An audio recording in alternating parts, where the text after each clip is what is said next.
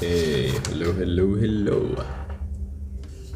I think my grade 12s should be coming in. I think in the meantime, guys, I hope you're seeing what is in front of your screen. Yeah, you're gonna be seeing me going through a lot of, because now we're really trying to push for preparation for the trial exams and making sure that what we think we know very well. Trial exams will be happening very soon, and what we want to do is we totally want to do well. Hello, Samantha. We want to do very well in the trial exams, and for those who are only writing at the end of the year, hopefully you will get access to all the trial exams that will be written, because remember, we have 9 provinces, which means after trial exams there'll be 9 papers that will be available, because each province will write a grade 12 paper that is unique to them. So imagine having access to 9 trial papers. Surely that is a good way to sort of make sure that you are now then preparing for the finals.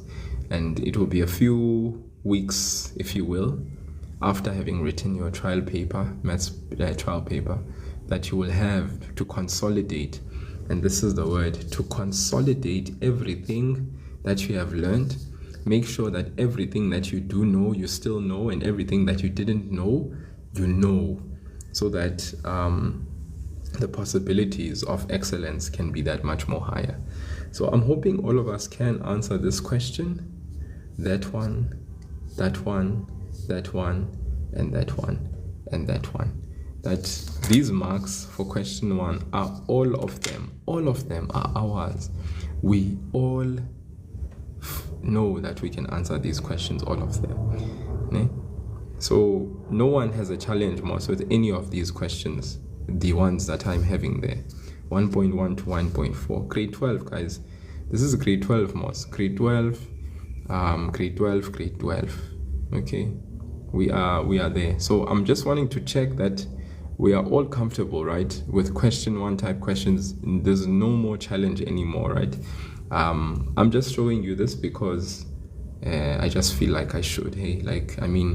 After all, this is us trying to make sure that we are on top of our game with everything that is possibilities when it comes to these questions. We can't be saying that I have a challenge, I struggle with this question. It can't be anymore, So these are just dead sweet giveaways. We have sequence and series there. You can see question 2, very nice and beautiful there. Those questions. Okay, grade 12. These are nice, sweet questions. Nice. April Sky Hilton. Do I help with grade 9 work? Yes, I do. Okay, I've actually been doing quite a few live lessons grade 9. I think grade 9s have been getting the best of me lately. They are very fortunate, the people that have been having live lessons grade 9, because I've covered straight line graphs with the grade 9s here on the platform. I've covered geometry with the grade 9s in the live lessons. So we do quite a bit. We do quite a lot, yeah. Okay.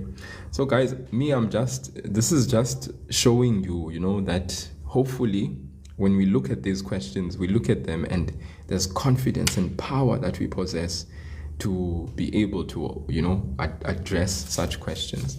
Okay. I am just showing you this because obviously this is a section of work that we've already covered. So I'm just showing, you see, for appetizing purposes. There our functions are there. You see functions. Functions. How we love functions, eh? Beautiful paper there. Beautiful paper, We've got a parabola, and we also have a hyperbola. Good evening, Muslim. I see you there. Yes, Dawn. No, you can sleep. Grade 10s can sleep now. It's time for grade 10s to sleep, Dawn. I'm live for the grade 12s now. So you can go and sleep, Shem. We are live again. Yeah, live again for the grade 12s. So not for you guys, so it's okay. Habe. Amo robala. Robala sindli. Yeah, it's time to sleep. So yeah, guys, and you look at these sorts of questions that are here, you know, like I said, yeah, of course, to a large extent, to some extent, this will be relevant to grade 11s, but because it's grade 12s, inverse functions are not done in grade 11, they are done in grade 12.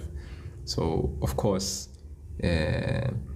also with, you can see there, we have the symbol of the derivative there, interpretation questions in conjunction with a function.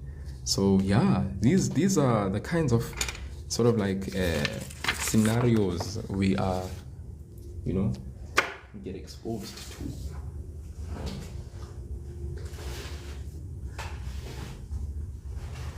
That we have the opportunity to encounter.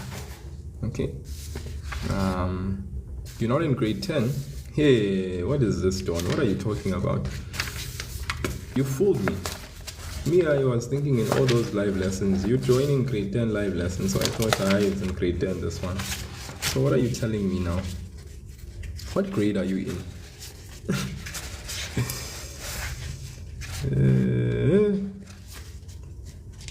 The dawn. The one who dawns. I'm not in grade 10, well, I'm not going anywhere. So what grade are you in then? Maybe you can explain that to me.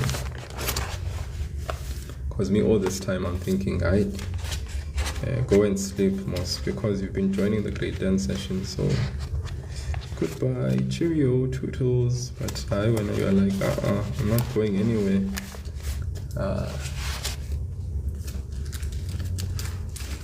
So now you're telling me things. Okay guys, I'm just trying to find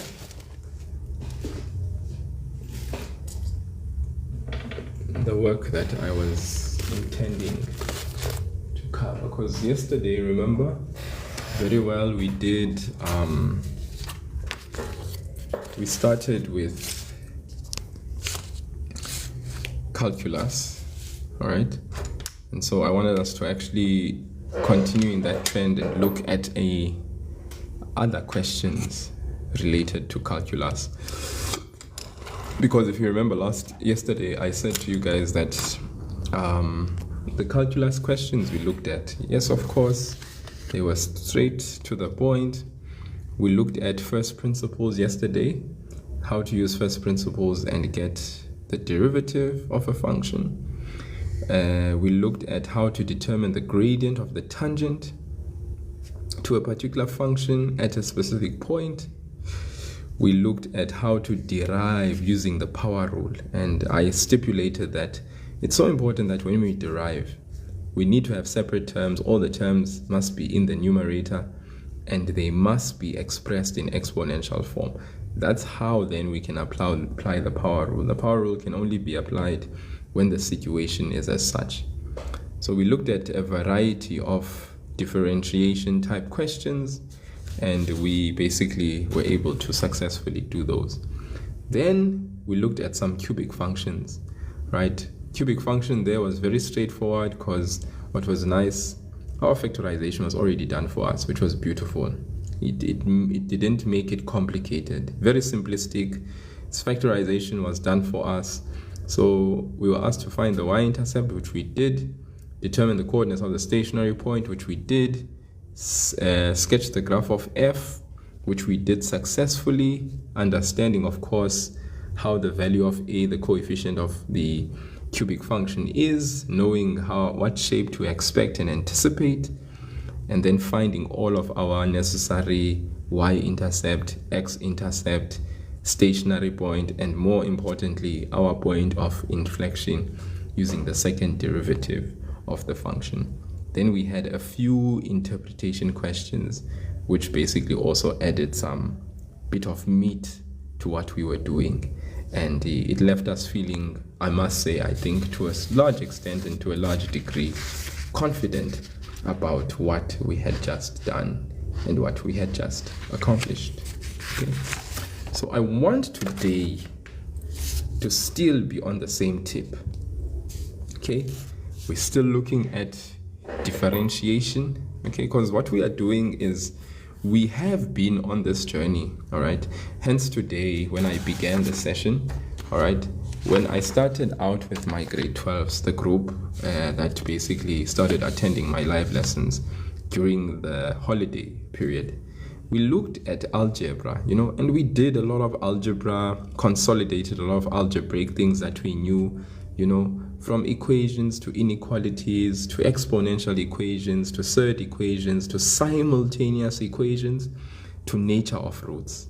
Okay, then some exposure to sequence and series, of course. That's from question 2. You move on to question 3. We did some functions. Okay, all right, we did some functions.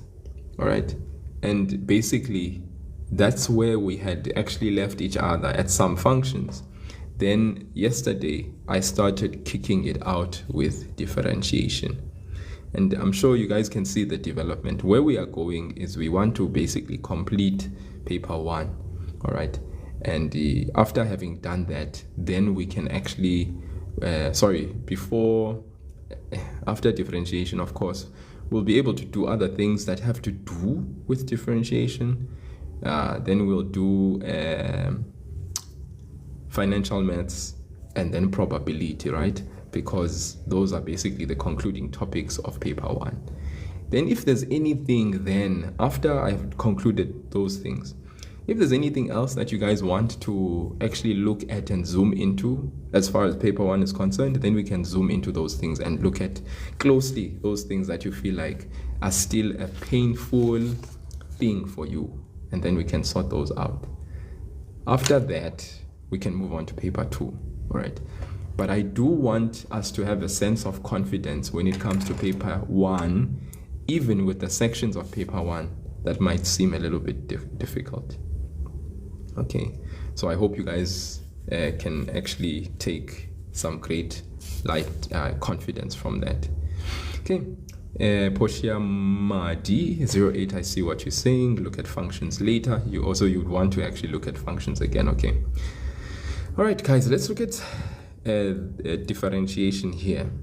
We are given f of x is equal to x cubed minus 1 over x minus 1. This live will most likely end at 12 because I'm working tomorrow, so I have to I definitely have to sleep at 12 today. If I don't, I'll have a serious problem tomorrow. So 12 it will end. It will end at 12.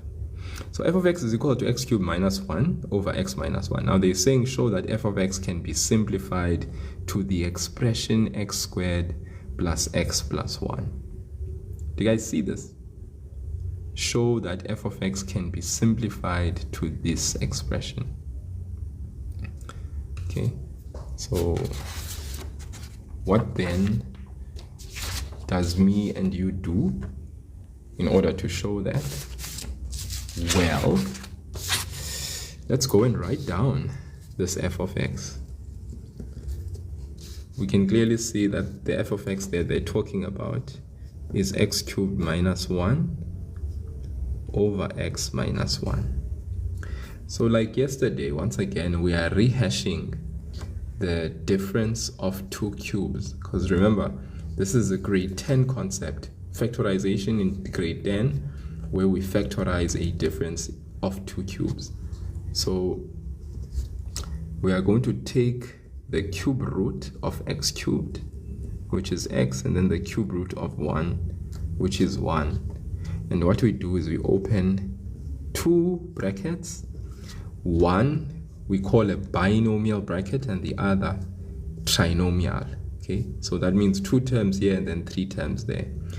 Very quickly, since this is a minus sign, I can do this quickly. I put a minus sign here, I put a plus and a plus sign, so that it sorts out my signs inside the bracket. Because with a difference of 2 cubes, guys, the x cubed is a cube, perfect cube. 1 is also a perfect cube. So if I take the cube root of x cubed, I get x. The cube root of 1 is 1. So that means I have x here, and then I write 1. This x that I got after getting the cube root is the x that I write there. The cube root of 1 is the 1 that I write there. And then why do I know that there's a negative sign here? It's because the expression that I have is got a negative sign. So that's why I put a negative sign there. And then I know for a fact as well that my trinomial will have both positive signs. That is just common to every difference of two cubes expression that I factorize. Okay, so I take the cube root of the first term, take the cube root of the last term, write the sign of the current expression for my binomial term. Because if you're asking me, what would I have done if it was x cubed plus 1? Well, we do the same thing. We open two brackets, one binomial, one trinomial. Then since the plus is there, we put a positive there. Okay. Since there was minus there, we put a minus there. We take the cube root of x cubed, we get x. The x is there. Take the cube root of x cubed, the x is there. Take the cube root of 1, the 1 is there. Take the cube root of 1, the 1 is there. So what's different between this for this binomial bracket and that for this binomial bracket? The only difference is the sign. Because this one was negative, we have a negative sign. Because this was positive, we have a positive sign. Okay. Then remember with this one I said plus plus. Well, with this one I say minus plus. This is always the rule. Now, how will I get the terms that are here? Well, what you do is you ask yourself, x times what will give me x cubed? X times x squared. I hope you understand that. X times what gives me x cubed? It's x squared, because x times x squared. Remember, when you were multiplying same bases, you keep the base, you add the exponents. So that's why you say x times what gives you x cubed? It's x squared. Or you can say you square the first term, you get x squared. You square the last term, you get 1. So what's 1 times negative 1 times what will give you negative 1? It definitely is positive 1. So the same thing here, guys. X times what gives you x cubed? It's x squared. 1 times what gives you 1? It's positive 1. Now, the mystery is here in the middle. And I'm going to use green so that you guys can actually understand my point. And the point is this. This sign was always going to be positive. Just like this sign, okay, was always going to be negative. Okay, the middle sign is different from this sign. The middle sign is different from this sign. That's what's important here. The middle sign is different from this sign. The middle sign is different from this side. Then, how do we get the term that's inside? All we do is we take this guy and we multiply. So that means that's x. Just don't ignore the sign. You just multiply these two, you get x. You multiply these two, you get x. So I hope, guys, the factorization of a difference of two cubes or a addition of two cubes is somewhat clearer to you. All right, so I'm just going to rewrite this, guys. F of x is equal to, because there was a lot of messiness there. Okay, so now I'm going to factorize my numerator, remember? So when I factorize my numerator, that means I'm going to have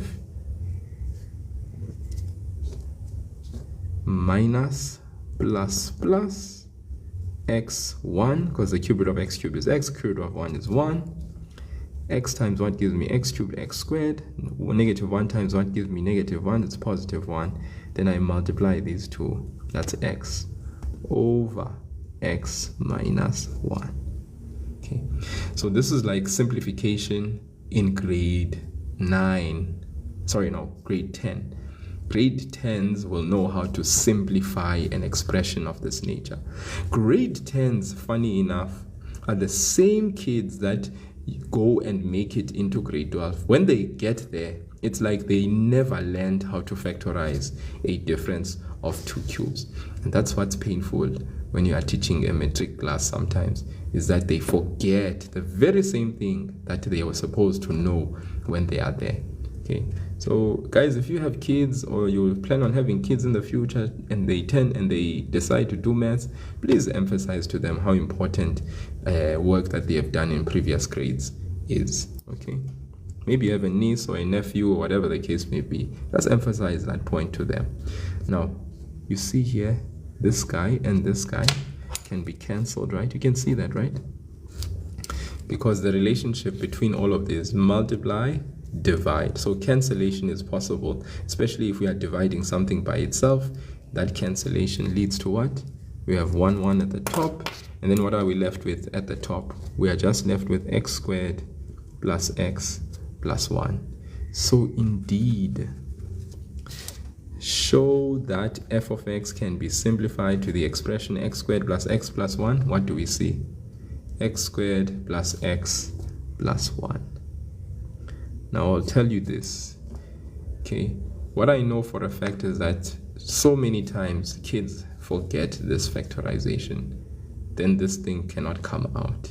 Please, my fellow amazing grade 12s, make it a point that this type of factorization does not catch you sleeping, does not catch you with your pants down. You must make sure that everything is up and everything is working. Are you with me? Okay, so those are easy sweet marks that you can get from that first question. That was 6.1.1. Let's look at 6.1.2. And I'm sorry if you feel like, hey, explanation with this guy is too long. Well, guys, that's the thing. I tend to explain very long, you know, but my hope is that you guys can actually see, you know, what is happening, and it can make sense to you. Oh, this mama, this Sissy, hey, this lady. Thank you so much, Miss Sim. Really appreciate the gifts. I think those who are privileged to actually get an opportunity to see my videos there on the live lesson for the grade 12s, you're probably getting irritated by now of having to hear me say, thank you, Mrs. Sim, thank you, Mrs. Sim, thank you, Mrs. Sim, because every single time it's thank you, Mrs. Sim, thank you, Mrs. Sim, because, yeah, the gifts flow from Mrs. Sim. From the abundance of the heart, the gifts speak. Thank you so much. 6.1.2, hence by using first principles, determine the gradient of the tangent to the graph of f at x is equal to 2. Now this is interesting, okay? Hence by using first principles, determine the gradient of the tangent to the graph of f at x is equal to 2. They are being very specific. They want us to utilize the expression that we have just gotten above, which is f of x is equal to x squared plus x plus 1. And we need to use what? First principles to do what? To determine the gradient of the what? Of the tangent to the what? To the graph of who? Of f. Who is f? This is f simplified. At what point? At x is equal to 2. So I'm sure you guys know how to first principles this guy. Okay? And you know what you need to do, right?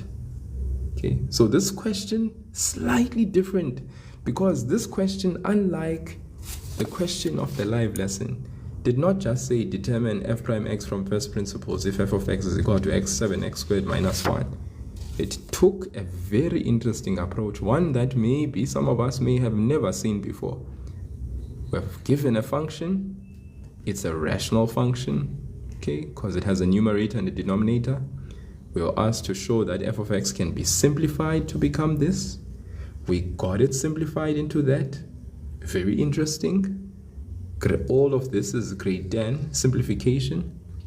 Hence, by using first principles, determine the gradient of the tangent to the graph. So now we need to use first principles, but it's based on a expression that we got above. And even if we did not get this answer by the simplification. The f of x is given to us, so we could just take f of x is equal to x squared plus x plus 1 and then use first principles and determine the gradient. So answering this question is not dependent on me being able to get the answer for the 6.1.1 because the answer is given to me, you see. So very interesting, this one, you know, unlike maybe many questions that we tend to answer under the differential calculus. So let's go. We write down f of x is equal to x squared plus 1. And me, I love finding f of x plus h alone first. I personally have a love for that. So that means in the place of x plus h, where x is, I substitute x plus h. So x plus h, the whole thing squared. What is it followed by? Another x, which means in the place of x, I substitute x plus h. Plus who? Plus the 1. Now I simplify this. So let's go. If you remember what I said yesterday about x plus h, the whole thing squared, it's like opening two brackets of this. But the simple way, you square the first term, you square the last term, you multiply these two as they are. What's x times positive h? It's xh. Then you multiply this by 2, what you get, which is 2xh. That's simple, guys. That's simple, right? It's very painful when you see learners saying you square the first term, they get x squared, and then they square the last term and they get h squared alone. Then that's a problem. If you get just x squared plus h squared. Sorry guys, I forgot to square the last term here. Okay, you square the first term, you get x squared. You square the last term, you get h squared. Then to get the middle term, you multiply these two, and then you multiply by 2. All right? Yeah. So yeah, it seems like Malax Matso Mastome, you're asking me when I go live again. I think the time for us is becoming that 10:30, half past 10 is becoming our time. Then remove the bracket. Positive times x is positive x, positive times h is positive h plus 1. Okay. Roy, me who just arrived, confused. The thing is, if you just arrived, you would definitely be confused because the question is, at what point did you arrive? Okay. At what point did you arrive? Okay. So I'm going to back up a little bit again. Roy, we just did this question. I know, which is fine. Samantha, if you just use first principles and substitute, that's fine. Okay. I'm not against that. You are fine by doing that, you know. It's just that for me personally, I know that I make mistakes when there's a lot of things, you know. If there are a lot of things in something, I tend to make mistakes. So I tend to want to separate things, you know. Hence, I did what I did. Okay, so for Roy, you just joined. So we looked at this question first. Hello, Gladys. I saw you there in the comment section. You want the one who cried. You see, eventually, that's why you need to have patience in life. No, Samantha, you're not wrong. You're not wrong. You are 100% right.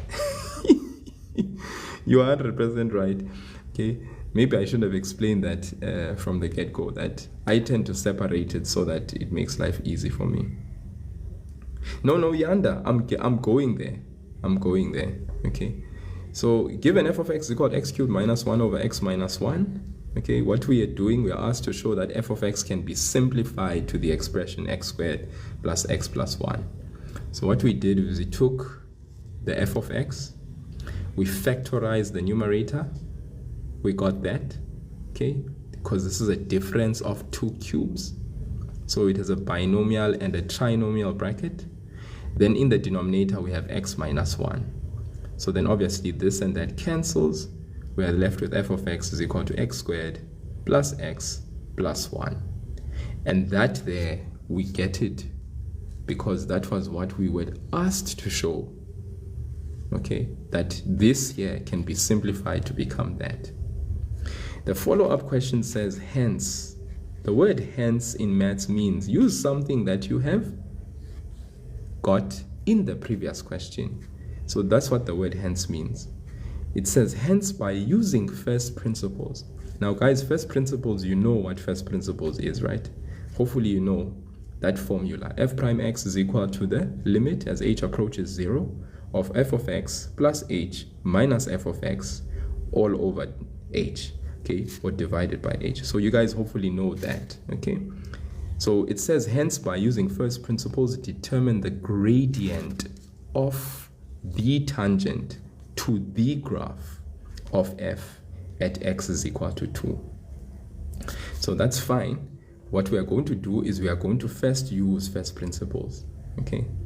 And all I've done here is I first wrote down f of x because it's equal to x squared plus x plus 1. I got that from the previous question. And now what I'm doing here is I'm getting f of x plus h. I'm just getting f of x plus h on its own because I want to see what the expression is. All right, I'm trying to avoid using f of x plus h in the actual first principles formula, okay, for now, because I want to sort out what f of x plus h is so that I simplify it on its own, okay? But remember guys, if you decide you want to do that within the formula, no, please go ahead and do that. If it's easier for you to do that, please do that, okay? So I haven't as of yet written down the formula. I know these are aspects of the formula in the numerator of the formula. So that's why I'm writing f of x, that is f of x. F of x plus h, now I substitute x plus h in the place of x so that I can get the expression of f of x plus h. I just want to check, is there any like terms here? No, there aren't. Okay, now here is the formula. F prime x. This is the first principles formula, is equal to the limit of h as h approaches 0, f of x plus h minus f of x over h. Okay, so f of x plus h minus f of x over h.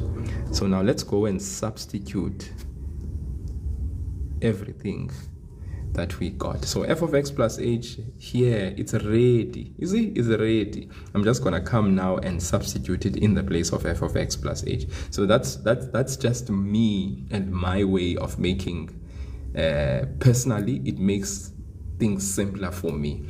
But when if you feel like, no sir, me, I'm good, I just want to take the f of x plus h and just substitute it and substitute everything in the formula and work it out as I go along, great, that's fine. Please guys, don't get me wrong.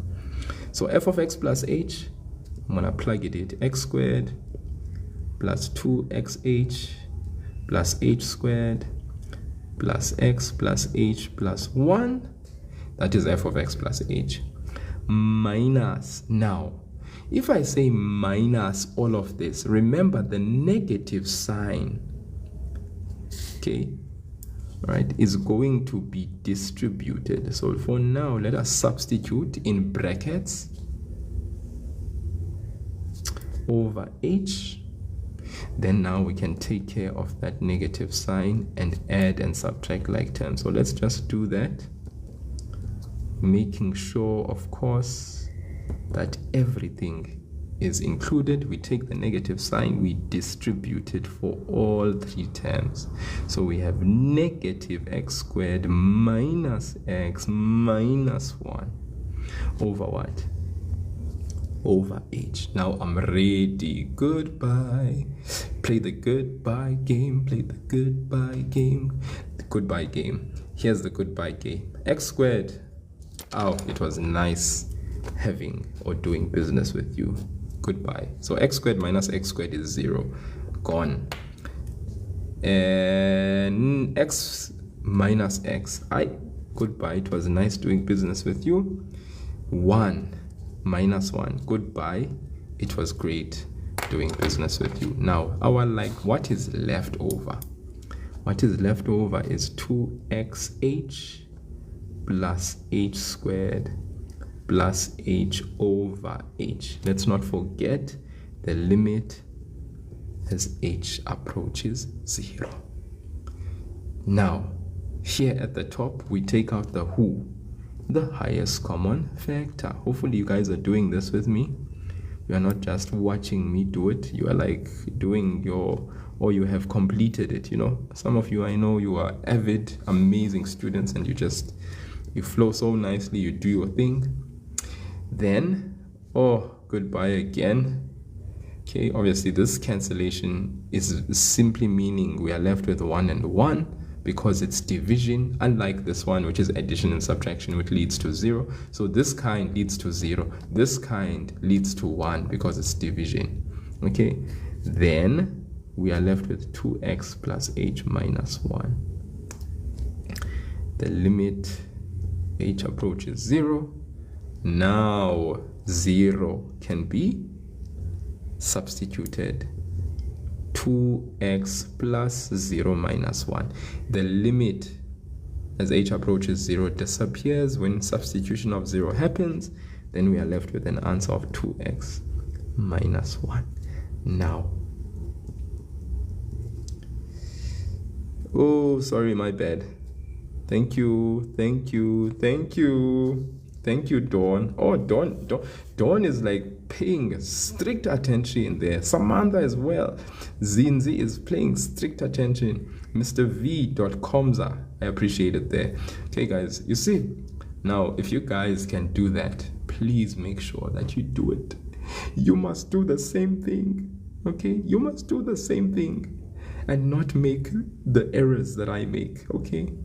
All right, guys, these errors, you know, were magically, all right? I see this a lot sometimes, even with my learners when I'm marking them. You're like, one moment you are seeing a plus sign and you don't know what happened, but in the midst of it all, the sign just changes, like magically.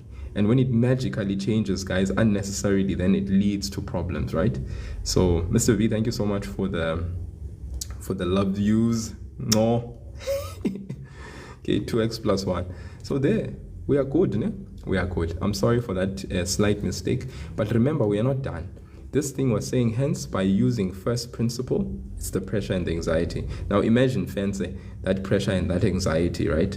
If it plays out in that way, where like all these numbers are changing sign, hey, we need to actually get a hold of that, right? So that's why I think it's so important to have that relaxed. You need to relax. All right, I think it's very important when you are writing an exam, in as much as, of course, you know, there's a lot of pressure and all of that, but it's important to relax, you know, have a sense of awareness of what you are doing, a very keen and good sense of awareness. One of the ways I really, you know, encourage my learners to ensure that they are able to hone in their sense of awareness and that sense of you know, being stress-free is to ensure that they pray when they are writing, like at every turn. It's almost as if when you get to a question, right? Look at this. You come to a question 6, and you're like, differentiation. And you're like, God, just please take over the wheel. I've been practicing these kinds of questions. I've practiced differentiation questions. So right now, as I enter into this space, will you give me the strength? Will you give me the calmness? And will you give me the accuracy to be able to tackle this question? And, you know, just that sense of awareness, you know, and please just calm me, calm every part of me, like so that I can actually be present, you know, and not be distracted. And then you go in the question and you do it. And I mean, yeah, at every turn, at every question, acknowledge him. It's amazing. It's amazing, guys. Like if you believe in God and these things you hand them over, because it's for His glory at the end of the day. Now, but we need to work on those things, eh? Yeah. So that's why in this preparation period, That's why you need adequate time. That's why you can't prepare the day before. That's why we are doing this. It's like way ahead of time. We are given the opportunity to get exposed. So the preparation period, we need to use it productively as well. It's an opportunity for us to actually develop the sort of skills that we didn't have, but also to start calming ourselves down, because the more we do these, then it becomes second nature, and we don't think about it that much more. We don't think of what we are doing that much because it's second nature. Okay, so it said, hence by using first principles determine the gradient. So we've used first principles, we know the derivative of the expression. We can double check the derivative. Remember, we can use the power rule quickly and just check. When we use the power rule, we have three separate terms. This becomes 2x plus 1. So is it 2x plus 1? So that means this is correct. I don't need teacher to come and check me. You see, if I confirm with the power rule, then even the error I would have made of -1, I would have quickly been able to pick up error -1.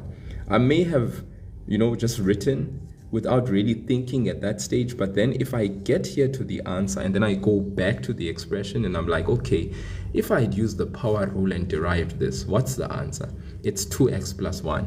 Do I get that here? Oops, -1. What happened? Oh, correction. Nice. You see? So let's reconcile our answer when we've derived using first principles by checking if the power rule actually clicks out. Okay, now hence by using first principles determine the gradient of the tangent to the graph of f at x is equal to 2. So we have the derivative. So what's left now is to substitute the point, which is, as it says, of f at x is equal to 2. So we can use f of 2. That will give us the what? The gradient. Okay, remember this is the gradient of the tangent. Okay, by using the function, all right, we substitute the point x is equal to 2 in the derivative of the function, which is 2x plus 1. So let's do that. 2 into 2 plus 1, that's equal to the gradient of the tangent. So that means that's 4 plus 1. So therefore the gradient is equal to 5.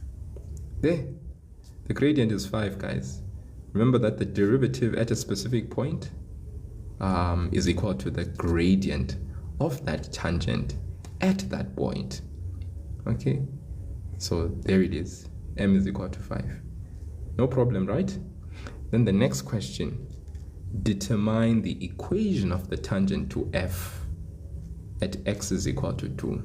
Repeat, determine the equation of the tangent to f at x is equal to 2. Now obviously a tangent is a straight line. Okay, so a tangent is a what? Is a straight line. That is given by the equation y is equal to mx plus c. Now what do we need in order to find the equation of a tangent? We need the gradient and we need the y-intercept. Or if we have the gradient and a specific point, okay, and that also works out nicely.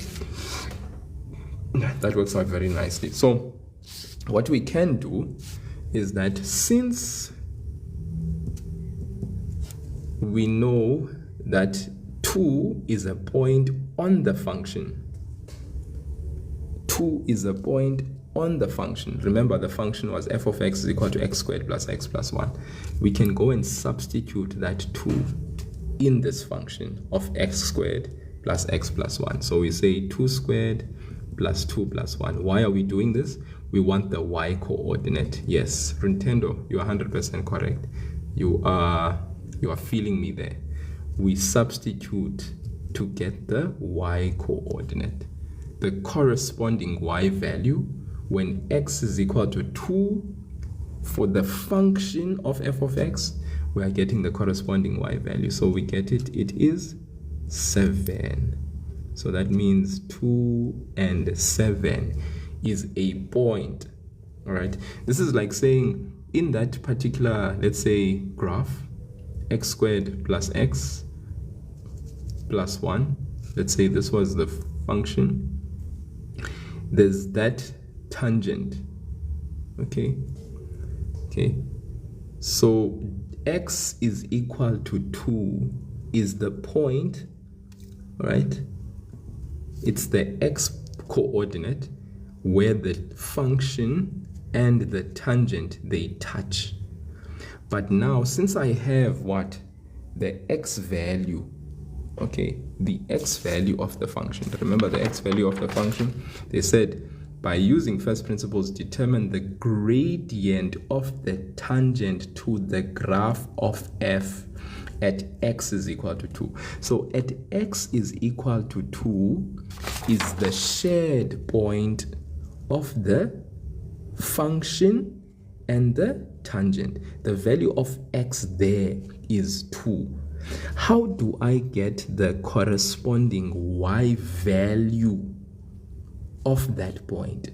Because remember, I already have the gradient of the tangent, okay, which means, in other words, I have the gradient of the tangent. What I don't have now is the c value or the y-intercept, okay?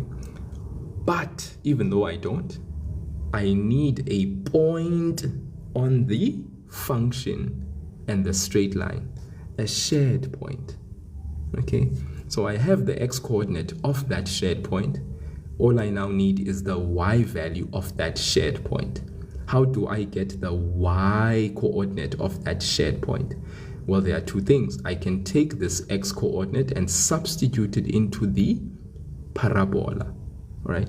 Which is x squared plus x plus 1, which, by the way, this is a parabola. I can substitute that x value into the parabola, which is what I've done here. Take the x value, which is 2, substitute it into x squared plus x plus 1. There it is, 2 squared plus 2 plus 1. What's 2 squared? It's 4. Plus 2 plus 1, which is equal to 7. So that means when x is equal to 2, for the function and the tangent, y is equal to 7. That is my point. That is a point that lies on the straight line, the tangent, and the parabola, which is f of x, which is equal to x squared plus x plus 1. That's where this point actually is. It's 2 and 7. So I now know what y is. It is 7. So I can use then the point 2 and 7 and get my c value. So there are two ways, guys, of finding the equation. You will see that in your formula sheet you have this as well that is presented to you, or you can use that. I'm going to show you how you can use both, because I mean it doesn't matter at the end of the day which one you use. So this one is the one that grade 10s will know they can use, or grade 9s also know they can use this one in order to find the equation of a straight line. If you have the gradient, which we found, of course, remember, how do we find the gradient of the tangent? We found the derivative of the function, the parabola. When we find the derivative, we can then substitute the point that lies on the function and that is also shared by the tangent, substitute that x value, and then if we substitute the x value into the derivative, we get the gradient of the tangent, which is 5. So there it is. The gradient of the tangent is 5. Y is equal to, in the place of m, which is the gradient, x plus c. C is the y-intercept. So we can take now this point and substitute it in order to get the y value. So 2 will be x, 7 will be y. In the place of x, y, we substitute 7. In the place of x, we substitute 2. And then obviously that's c. 7 is equal to 10 plus c. We then transpose the 10. That is 7 minus 10 is equal to c. Therefore, guys, c is equal to -3. The equation y is equal to 5x minus 3. There is the equation of the tangent. Okay, so I repeat, we got the gradient of the tangent. How? By finding the derivative of the parabola function. Found the gradient of the tangent by substituting the x coordinate or point where the tangent and the function meet. We substitute the 2, which is the x coordinate. So at this point, the gradient is what? Is 5. That's the gradient of the tangent at that point.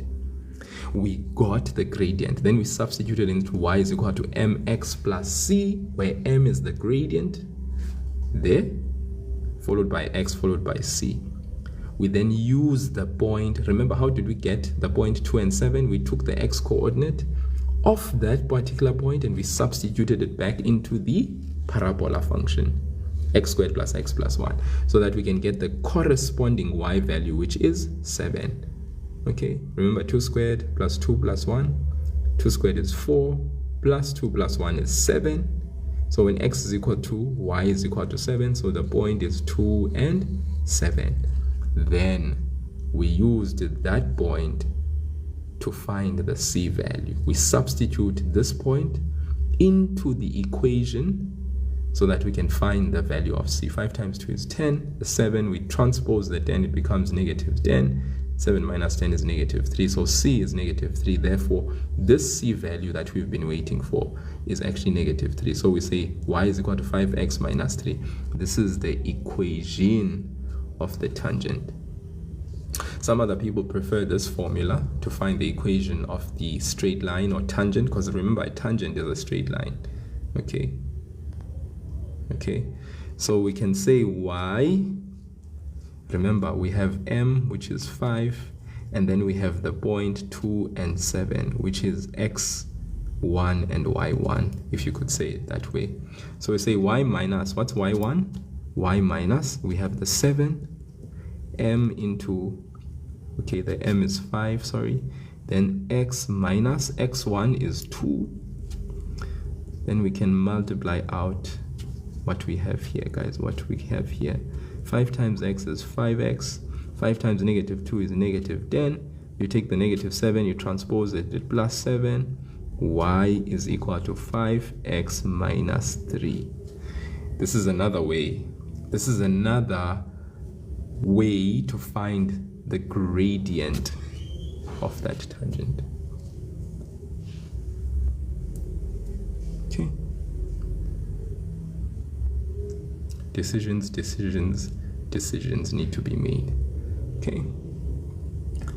Guys, any questions in the comment section? Anything at all? Anything at all that you guys...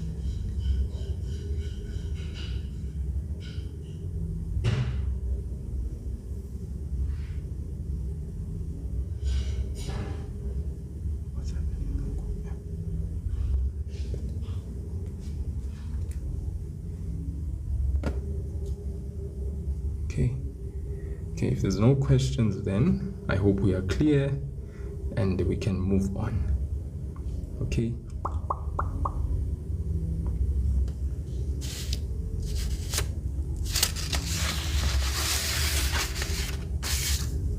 Okay, so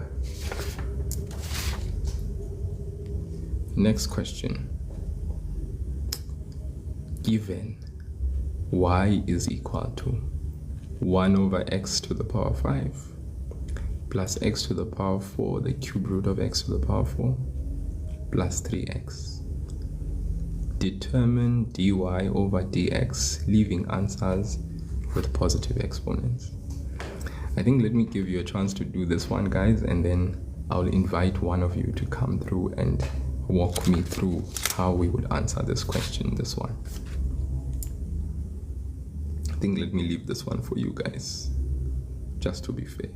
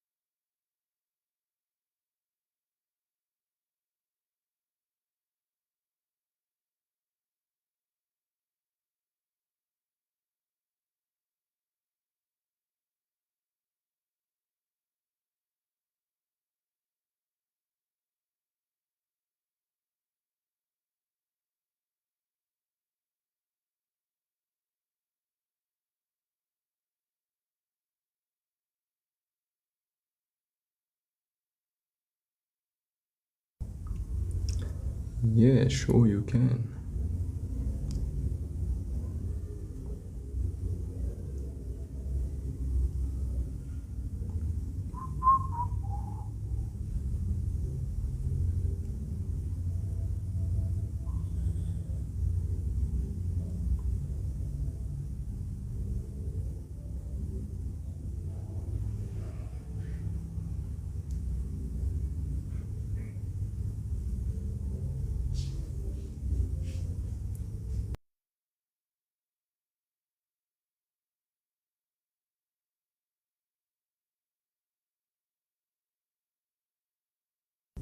You ready? Are you ready?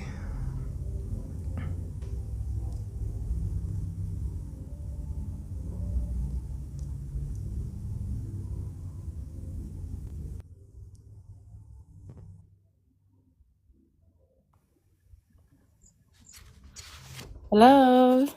Hello. Hi, how are you? Well, thanks, and you? Awesome.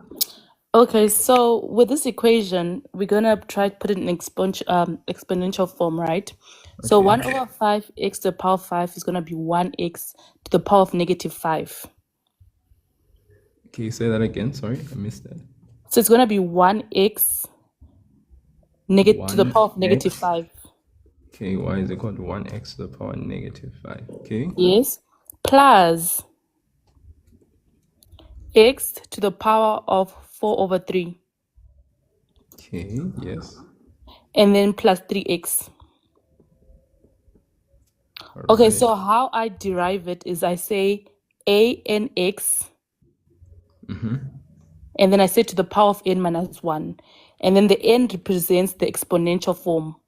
And then a represents the first term. And then that's how I derive. So when I do the first derivative, it's going to be 1 in brackets.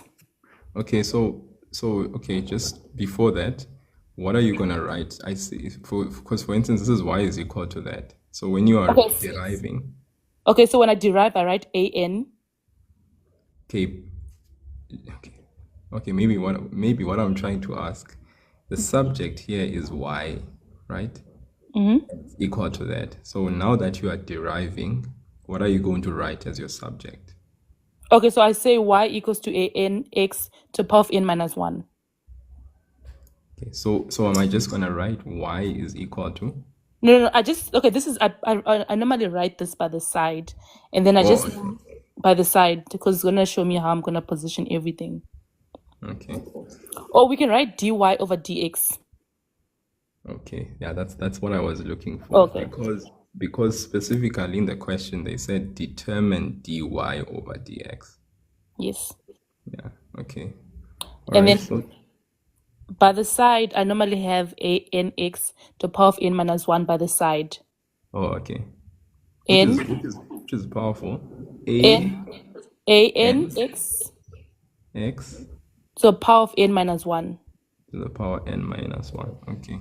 So a represents the first term of the, and then n represents the exponential. So in this form, I'm going to have, in brackets, I'm going to have 1. And then I'm going to have negative 5 in brackets. Okay. And then I'm going to have x Yeah. to the power of negative 5 minus 1. Okay. And then I'm going to say plus, in brackets again, I'm going to have 1. And then I'm going to have 4 over 3. And then I'm going to have x. And then I'm going to have 4 over 3 minus 1. And then I'm going to have plus, in brackets, I'm going to have 3. And then in brackets again, I'm going to have 1. And then I'm going to have x, 1 minus 1, exponential from 1 minus 1. And Nice. then Okay. as my answer, I'm going to have negative 5x Negative 5x. to the power of negative 6 Yeah. plus 4 over 3 x to the power of 1 over 3 Yeah. plus 3. Yes, that's the answer. Okay, plus 3. Okay, so that will be dy over dx. And would that be it? Yes. Okay. So there in the statement says determine dy over dx, leaving answers with positive Oh, exponents. so we're gonna change. Sorry, okay, that part I forgot. So we're gonna change it back again. Okay. Okay, I now need to figure out how to change it back now. Okay, now, okay, but I know the first one, there's obviously gonna be, I think it's gonna be 5 over x to the power of 6. I stand to be corrected. Negative 5 over x to the X. power 6. Yes. Okay. And then the other one, okay, I'll leave this to somebody else. I'll leave this to somebody else. I think you could actually. So, I mean, 4 over 3, this x to the power 1 over 3 is already a positive exponent. Oh, okay. Oh, Okay. so we need to change the 6 to a positive exponential form, right? Yes. Oh, Yes. okay. So All that right. is the thing about leaving answers with positive exponents. Generally, even in algebra in grade 11 and grade 10, whenever you simplified an exponential expression, you would leave your answer, or at least they would encourage you to leave your answer All having right. positive exponent.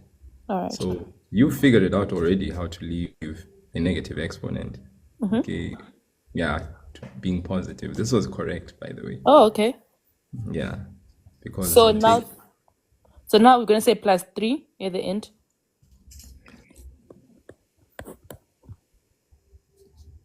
yeah. Oh, wow. Thank you. No, thank you. You are the one that came up. Thank you.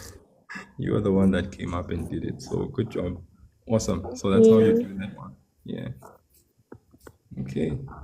Yeah, I think we're going good. You All right. should keep that up. Thank you. Okay, how do I leave? Okay, I press stay. Okay. Okay. All right. Thank you. That was epic. Nicely done. Thank you so much, Mrs. Him, for the GG. Really appreciate it. Yes, guys. Hey, I know that. I mean, this is so good for teaching purposes. Like, if I am explaining to someone who probably doesn't know a thing about deriving using first principles, what Runtendo just did is show us step by step what it is that you mean by using the power rule. I like the fact that also in the beginning, the first thing she said was that we need to make sure that our terms are in the numerator and they are in exponential form. And of course, 1 over x to the power 5, I mean, that is exponential form, but it's just that it's not the exponential form that we need in order to be able to get to a place where we derive.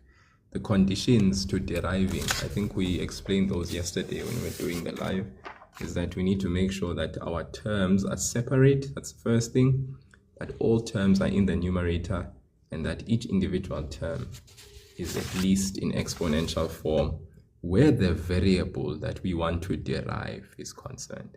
So that's why, for instance, the variable that we want to derive is concerned. We could see here, it's not in the numerator and it's not in exponential form. So that's why we had to first write it as x to the power negative 5. And then we had to convert that as well, the cube root, into x to the power 4 over 3. And then 3x was fine. Then when we derive, please, guys, be mindful of the notation. This was the equation given to you. Deriving it means we need to derive y with respect to x. So we are deriving y with respect to x. So it is x that we are going to apply the power rule to. Whatever is in the denominator, guys, is what you apply the power rule to. Okay? Yeah, because these things can get tricky, you know. They say maybe to you that dx over dy. This is a different story.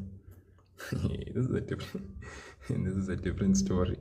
Here they are saying that derive x, but you must derive with with respect to y.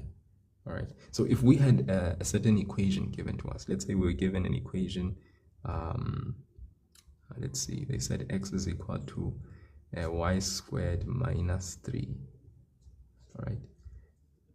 This here is saying x is the subject. That's what this thing is saying. This one is saying y is the subject, but when you are deriving here with this one, you are deriving with respect to x. So you check your equation. Indeed, y is the subject.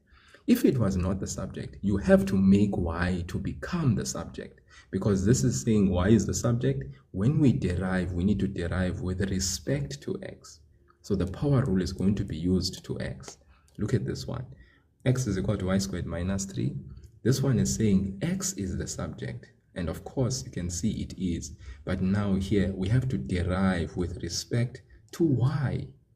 Okay, so this notation, please guys, be mindful of it. Where there is two variables, top and bottom, with d and d, where there's the top variable says that should be your subject. Then the bottom variable says that is the variable you need to derive with respect to. That is the variable you need to apply the power rule to. Okay, yeah. And guys, if this thing is not something that we know, sometimes it can come. I think we are so used to deriving with respect to x, to be honest, that if we were to be given a question of this nature where the variable of y is the one in the denominator and we have to derive with respect to y, then we would actually think, we need to make this y the subject, then derive with respect. No. This one is saying make x needs to be the subject. You need to derive with respect to the variable in the denominator. Okay. Hi, just something for you guys to note, because if you don't note it, it will note you. If you don't note it, it will note you. All right. So hopefully that is very clear and very, very straightforward. Right, now let's move on to some cubic functions. Yeah, because yesterday we did cubic functions that were of a certain way. Today I want us to look at a cubic function that's like this. Look at this. The graph of f of x is x cubed plus ax plus b. Has a turning point at -1, 0. I repeat, the graph of f of x is equal to x cubed plus ax plus b has a turning point. Remember that turning point also means stationary point. Okay, a turning point and a stationary point, they are the same thing. That's where the graph turns. Okay, and we can see that this graph here, since it has a coefficient of 1, it's very evident that this is a graph that basically only smiles at the end. It smiles at the end. It's sad at the beginning, because if a is positive, guys, we are positive at the end. If a was negative, we are negative at the end. We are sad at the end. That's why I don't ever want to be a negative graph, because even if life can throw curveballs and I can be sad for a moment, I don't want to be sad at the end. I don't want to be crying at the end. I want to be happy. I want to be happy at the end. You know how they say they all live happily ever after. I want to live happily ever after at the end, Yeah, it seems like Earth life is not the place to do that, but it's worth the try. It's worth the try. The graph of f of x is equal to x cubed plus ax plus b has a turning point at -1 and 0. Now we need to show that a is equal to -3 and b is equal to -2. Any thoughts, guys? Anyone who wants to come up here and tell me how we would go about answering this question? Very different, okay? Because this situation wants us to find the equation, all right, by finding the variables of a and b. So what would we do? Okay, this point here is the stationary point. So it operates as a stationary point. But also, this is a point that lies on the graph. Okay, so what can we then do with the point and the given function so that we can solve for a and b? Now, I am opening the floor to anyone who would like to attempt to give us what it is that we would do in this situation. Anyone? Seems like I won't be sleeping immediately at 12 as I would want to, because at least I have to answer this cubic function until the end. Or do you guys want me to go ahead and do the things? I don't want to, always be doing the things, guys. So is there anyone who knows what it is that we ought to do? Mrs. Him, any ideas? Samantha? Maybe Boki? Maybe the Dawn has something. Or maybe my banana has something to say. Or Ruti, do you have something? Or you have early morning? Oh, Shaman. Okay, bye, Miss Him. Thank you so much for joining in. And thanks for always making me smile. I really appreciate it. And then she had to just leave with a banger. Thank you so much. When I call her. Yo. Thank you.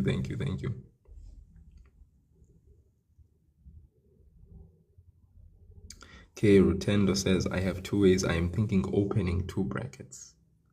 Okay. Opening two brackets. Opening two brackets. Substituting x value at turning point. Okay. I love that. I love it. Okay. Yes, Samantha. Okay. Let's do that, guys. First derivative equated to 0. Why can we say first derivative equated to 0? Because we are told that this thing is a stationary point or turning point. At the stationary point or turning point, guys, where the graph turns, we know that the derivative, first derivative, is equal to 0, right? It is equal to 0, guys. So we can go ahead and derive the given function and then equate it to 0. So let's do that. That becomes 3x squared, right, plus a, and then b, the constant, guys. So that means 3x squared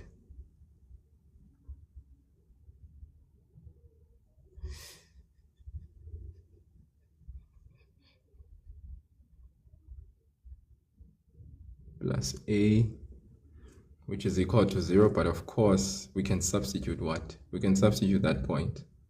Okay. We can, right? Can we? Can't we not? Can we? Can't we not? Can we? Can't we not? I think we can. So in the place of x, we can substitute who? Negative 1 squared plus who? Plus a is equal to 0. Okay, do you see that? Then after that, we get 3 plus a, which is equal to 0. And then our a value, we transpose the 3. We get a is equal to negative 3. Oh, do you see that, guys? It seems like we got the value of a, and they wanted us to show that a is negative 3. It seems like we just have. Okay, that was too quick. Too soon? Okay, that was too soon. So you guys were 100% correct there. Okay. Nintendo said priming, okay, Tanduju, substitute x value at turning point, very good. And then it was Samantha who said we can also first derivative and equate to 0, and immediately after first derivative equating to 0, we can actually substitute that point as well. All right. Also, we have the actual function, guys.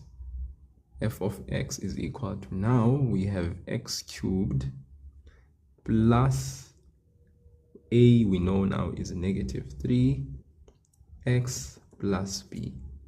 So that means we can actually take that actual point f of negative 1 and substitute it as it is into the function. So f of negative 1 we know gives us what?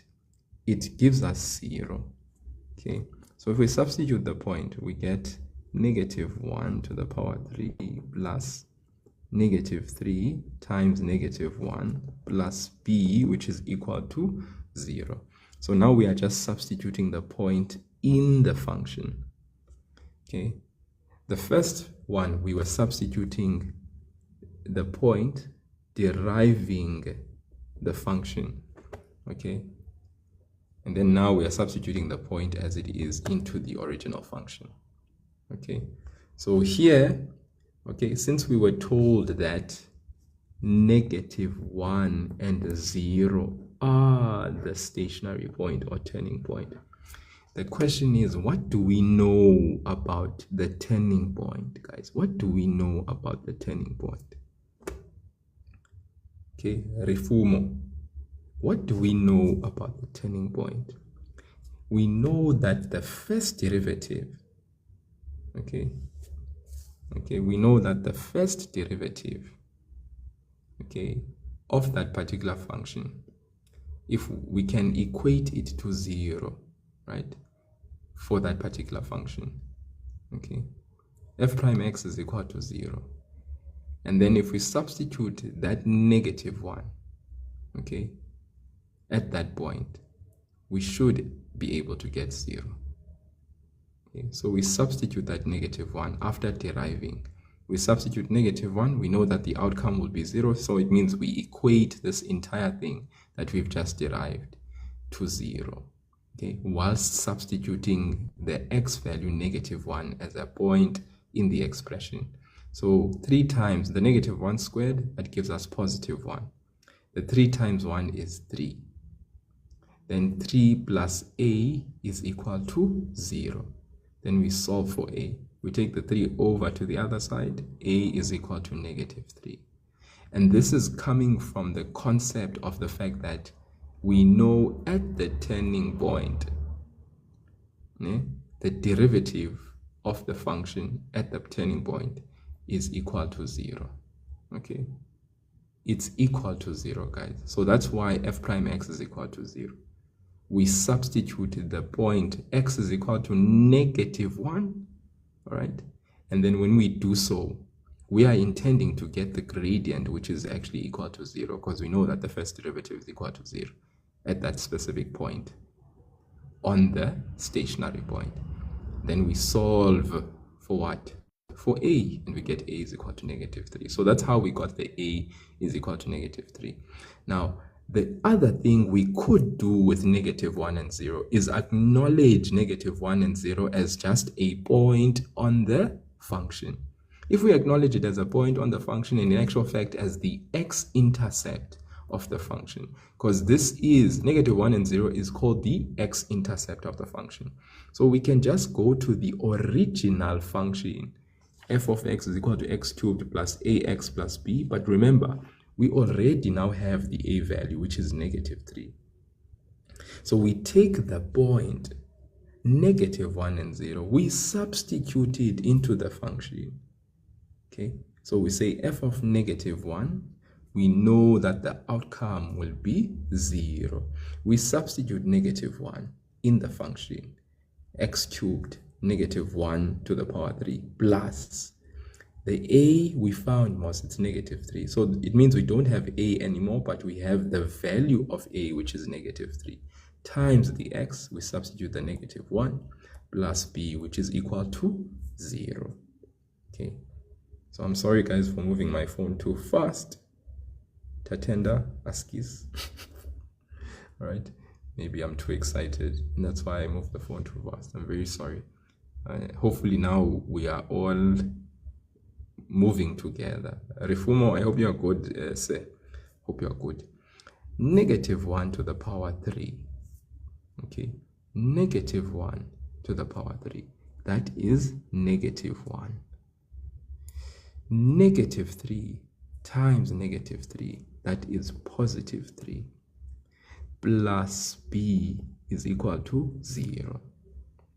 What's -1 plus 3? That is 2 plus b, which is equal to 0.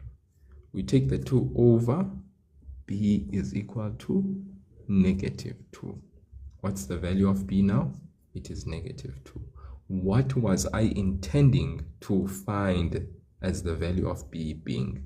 Well, I was wanting to show that b is -2, and I got it. It is really -2.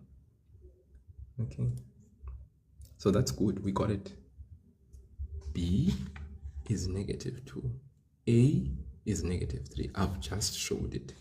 I showed this one using the first derivative, okay, because I know at the stationary point the first derivative is equal to 0. All right, and so I used that mindset, substituted the point -1, okay, intending to get obviously the gradient, which is 0. Then I solved for A and I got A is -3. Then I took the very same point this time round, just as the x-intercept in my function f of x, and I substituted it. Remember, I've already got A, so I substitute in the place of A -3, and then f of -1 equal to 0. I solve for B, I get B, which is -2. So I hope you guys are fine and we are all moving together there. Okay, any questions? Anything? Okay, where did you get the 3 on the 3x to the power 3? Here, where did you get the 3? Are you talking about here? Are you talking about this 3, Refumo? Yes. Okay. Refumo, I'm just gonna rewrite this. Now I see the importance of explaining like Rutendo did. Okay. Remember, f of x was equal to x cubed plus ax plus b. So what I'm doing here now, I am finding the first derivative. Refumo, hopefully you're in grade 12. I am finding the first derivative. I'm deriving this function. So when I derive, it means that this exponent 3 comes down to the front of the variable x. I multiply it with the current coefficient, which is 1. Then I say 3 minus 1. That's how we apply the power rule to each term when we're finding the derivative using the power rule. Okay, so that's why you get 3x squared. It's coming from there, okay, from deriving using the power rule. So once again, what I'm saying is that this exponent 3, remember, okay, good. Okay, all right. Next question, which we have been asked. Next question. Sorry guys, I just wanna the rub. Next question. Show that the point of inflection of f is the same as the y-intercept. Show that the point of inflection of f is the same as the y-intercept. So what are we going to do here is we are going to have to first write down the equation that we have. This is f of x is equal to x cubed, right, minus 3x minus 2. This is the function, the cubic function, x cubed minus 3x minus 2. So what are they asking us? To show that the point of inflection of f is the same as the y-intercept. So this would basically mean that the y-intercept in actual fact is equal to -2. The coordinates of the y-intercept will be 0 and -2. How do we know that? Because remember, when we're finding the y-intercept, we let x be equal to 0. So the 0 and the 0 would be there. So we'll have 0 minus 2, and the coordinates of the y-intercept will be 0 and -2. The y-intercept will be -2. So now let's go and check what the point of inflection will be. So if we derive this the first time, we get 3x squared minus 3. Okay, then remember, to get point of inflection, second derivative of x, we get 6x, and the 6x here minus the 0. But then the second derivative, what do? We equate to 0. So that means we're going to have 6x is equal to 0. That means our x is going to be equal to 0. Zoe, what do you mean? What part don't you understand? The part of 0. Which part?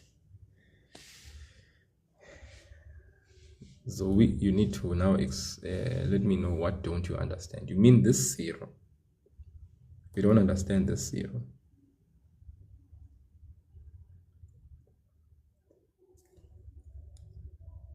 You don't understand this 0. Okay. So Zoe, all right. The question says, show that the point of inflection of M is the same as the y-intercept. So my first question that I have in my head, if we are going to check if the point of inflection is the same as this y-intercept, my question is, what is the y-intercept? Maybe let's start there. What is the y-intercept? Now, if you've been a maths student long enough, you will know that for any function, the y-intercept, my girl, is when you let x be equal to 0. Whenever in a function you let x be equal to 0, you are able to then find what we call the y-intercept. Okay. So if you let x be equal to 0, so we take this x is equal to 0, we come to the function, we substitute the 0 in the place of x. Let's do that so that maybe you can see it practically.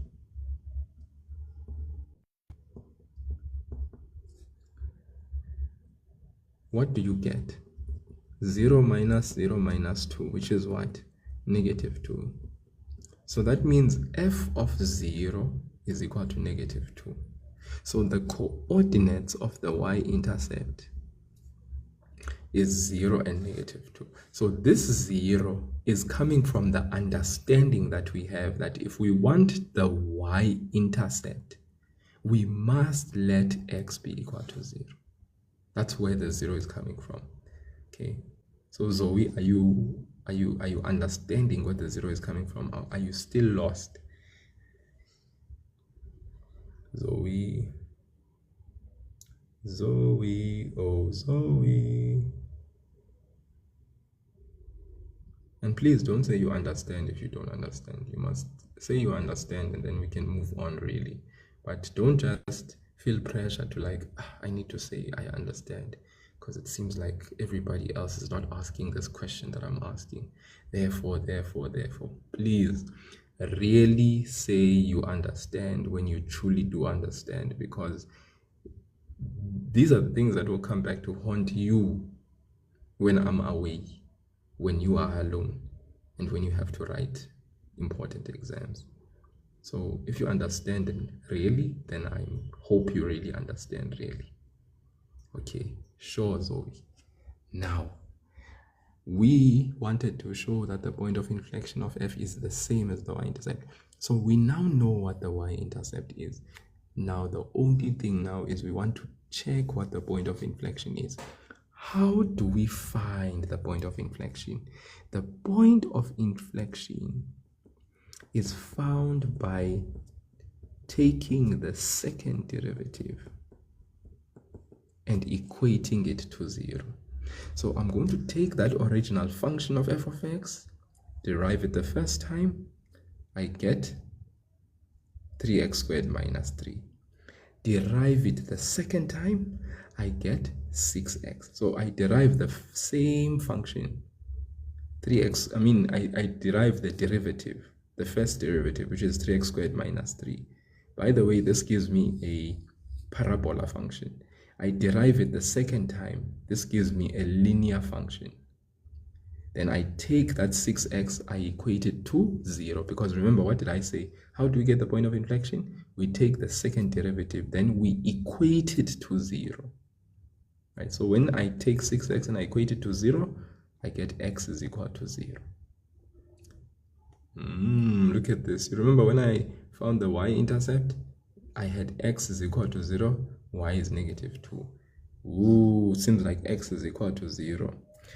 But after finding 0, after finding the second derivative, I substitute x is equal to 0 into the original function. Now, in your head, you should already be seeing that, oh, so if I'm going to take that same x is equal to 0, okay, which I found using the second derivative and equating it to 0, if I substitute it back into the original, I'm definitely going to get that same negative 2 that I got for the y-intercept. Doesn't take a brain surgeon or scientist to see that.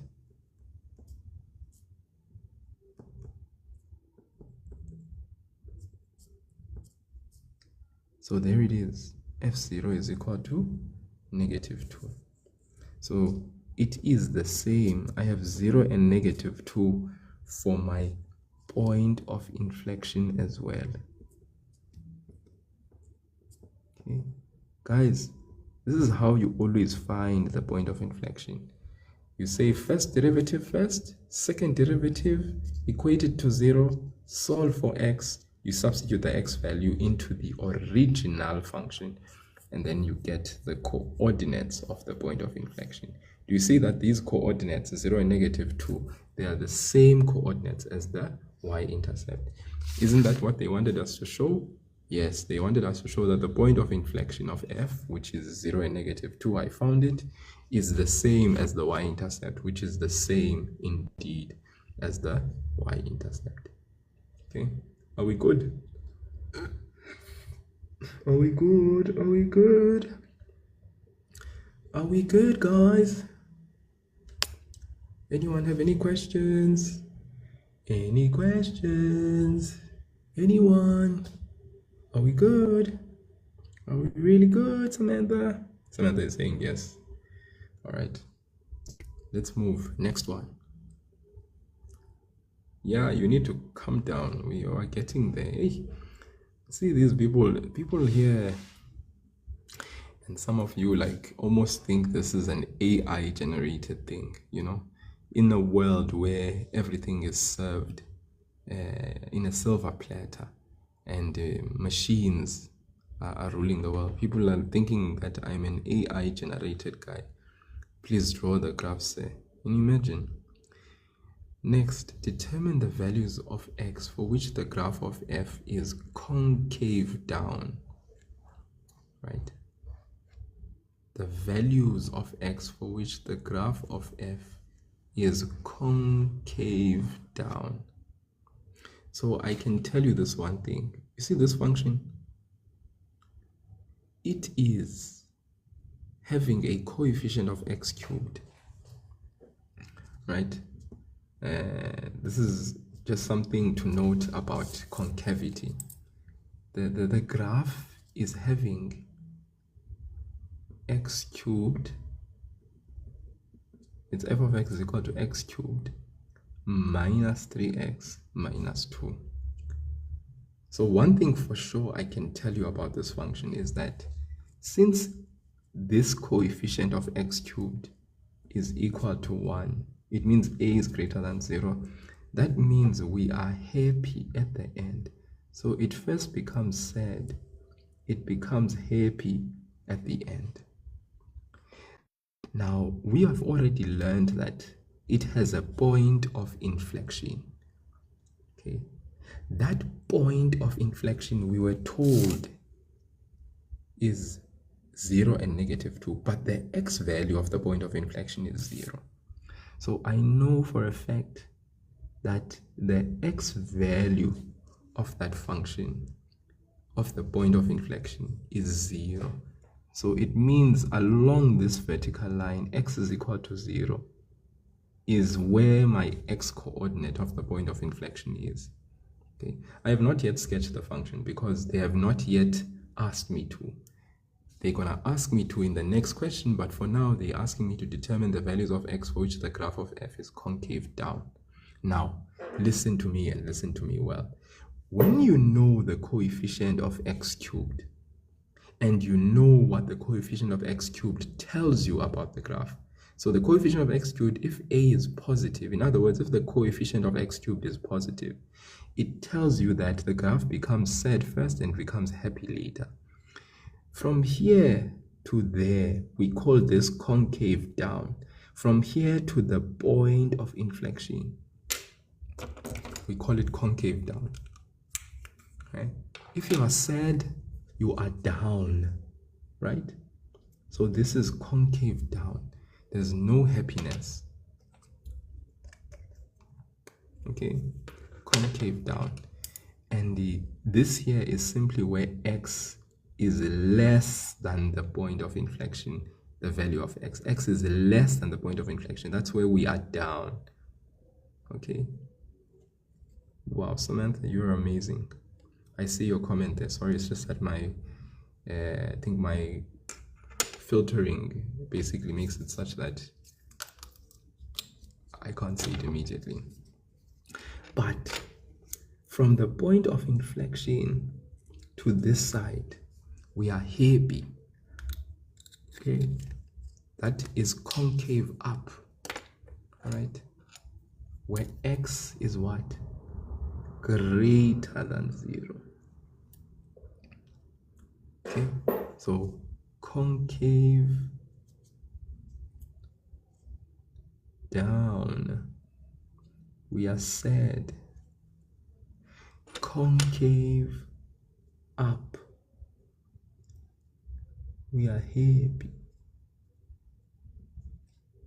My bro, it's midnight. Why are you giving maths lessons so early? Blame it on Mebish.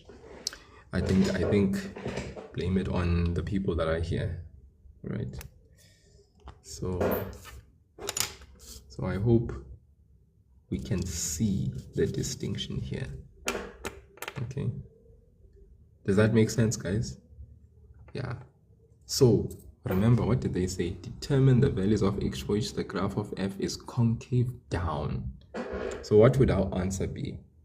Where is the function of it? You see, I can tell, not from having sketched the entire function, but from just the value of a. Now, that's why it's important to know the parameters and how they govern the function that you are sketching. All right. So x is less than 0. Very true. That is our answer. Okay. Oh, this guy, blame it on me, whatever. You are hilarious, bro. You are hilarious. Welcome, though. It's good having you. Maybe you can throw a galaxy in there, buddy, like, you know, and then you can blame it on the fact that you came onto my live session at this time of the night, you know. Okay. But if the question had said, for which values of x will the graph of f be concave up, then we would have said x is greater than 0. So what are the important things to note here about answering questions where we have to deal with concavity? We have to understand how the value of the coefficient of x cubed influences the shape of our graph, and the fact that there is a divide between the concavity of the graph. Remember, the point of inflection, the x is equal to 0, the vertical line. That's what actually helps with the change in the concavity of the graph. At this point exactly, there's a change in concavity. This side, the graph is concave down of the point of inflection. This side, it is concave up. Okay, so hopefully, guys, that is something that's clear for you. So please let us know that, and then we must know the point of inflection, how to locate it. Okay. Oh, this guy, that is hilarious.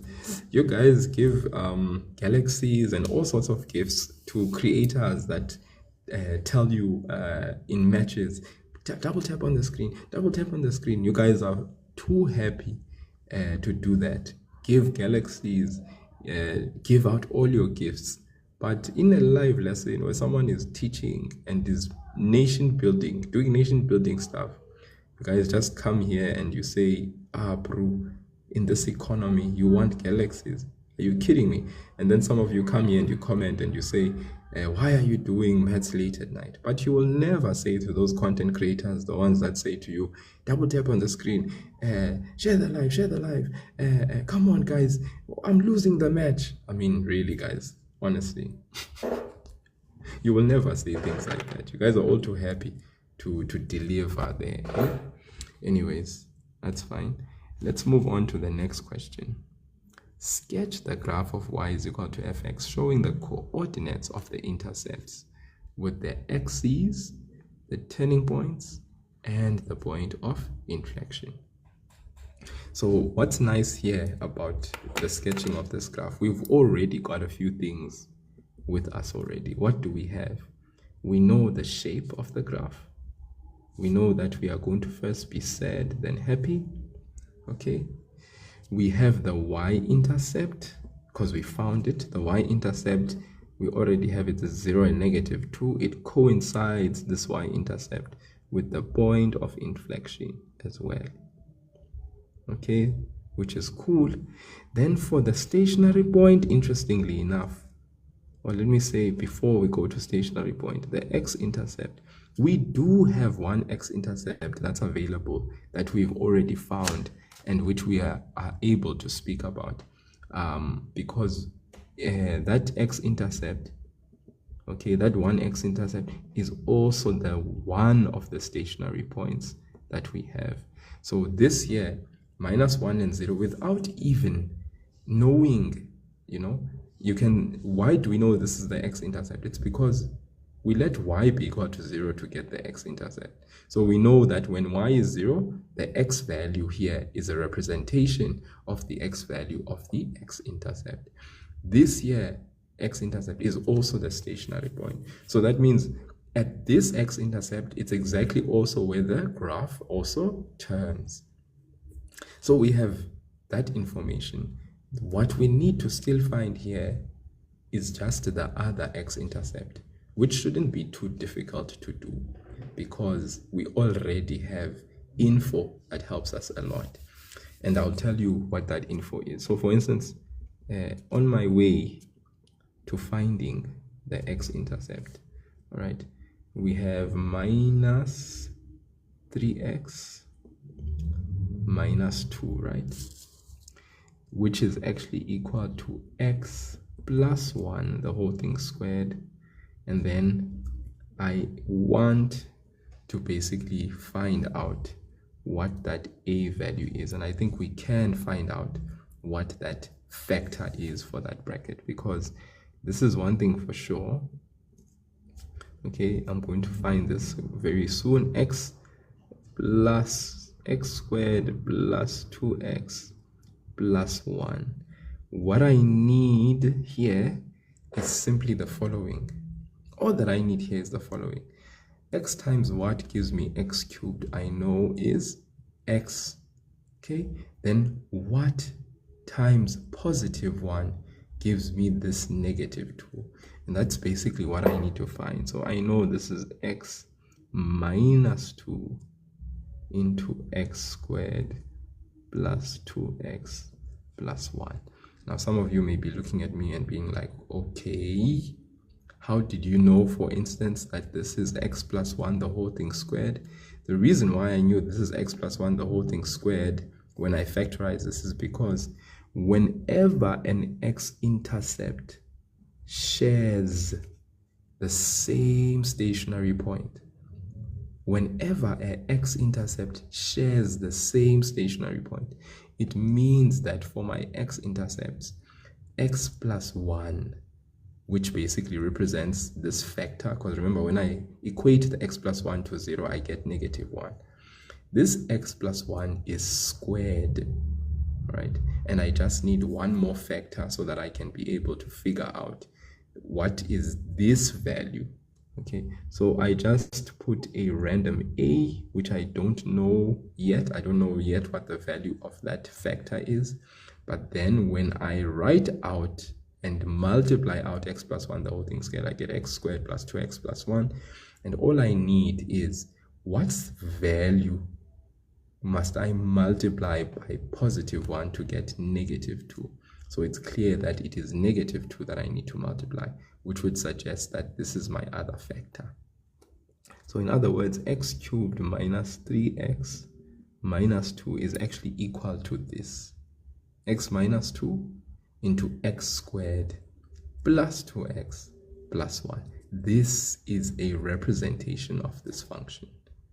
So that means my second x-intercept will be 2 and 0. Now I'm ready to sketch. I am ready to sketch because I have my x-intercepts, 2 and 0, minus 1 and 0. I have my stationary point, one of my stationary points, minus 1 and 0. Oh, sorry, I need my other stationary point, which means I'm going to have to find the first derivative of this function because I only have one stationary point. I need the second stationary point, which I don't have yet. So I'm going to find that other stationary point by finding the second derivative, because yeah. So that's the stationary point. Point of inflection, I already have. Y-intercept, so it's 0 and negative 2. Y-intercept is also 0 and negative 2. The only thing I need now is my second stationary point. So let's go and do first derivative. That's 3x squared minus 3. All right. 3x squared minus 3. Okay, yes, 3x squared minus 3. Then we equate that to 0. So we get 3. Actually, divide by 3, we get x squared minus 1 is equal to 0. This is a difference of 2 squared, so we get x plus 1 into x minus 1.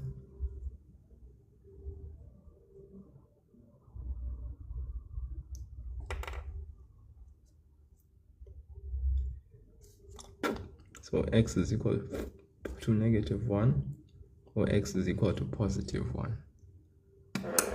So then I take this x is equal to 1, because negative 1 is already a stationary point, which I know is negative 1 and 0. I take this positive 1, go and substitute it into the original function. Substitute it into the original function. So let's do that.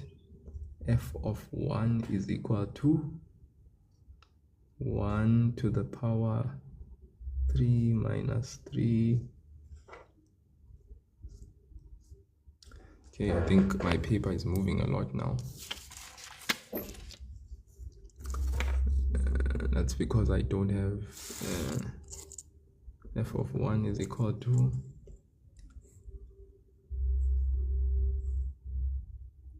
x cubed. So that's 1 to the power 3 minus 3 into 1 minus 2. So I have 1 minus 3 minus 2, which is 1 minus 5, which is negative 4. So f of 1 is negative 4, so it's 1 and negative 4. Okay. So I think we are ready now to sketch, because we have two stationary points. I think our stationary points are legit. So let's see if we can't. I'm gonna do a freehand. Okay. So again, A is positive, which means we are first sad then happy. So this is expected shape. X-intercept. What did you say the x-intercept is? We know x-intercept is 2 and 0. We have negative 1 and 0. A stationary point, we have 1 and negative 4, and we have negative 1 and 0. Y-intercept, we have 0 and negative 2, and the point of inflection is 0 and negative 2. So I think now we are ready to sketch, guys. We have all these points. Okay, so let's mark all of them. All right, so let's just say 1, 1, 2, 2, 3, 3, 4, 4, say 5, and 5. Then here, let's say -1, -2, -3, -4, -5. Then up here, 1, 2, 3, 4, 5. Just so that we have some equality and balance. So 1, 2, 3, 4, 5, -1, -2, -3, -4, -5.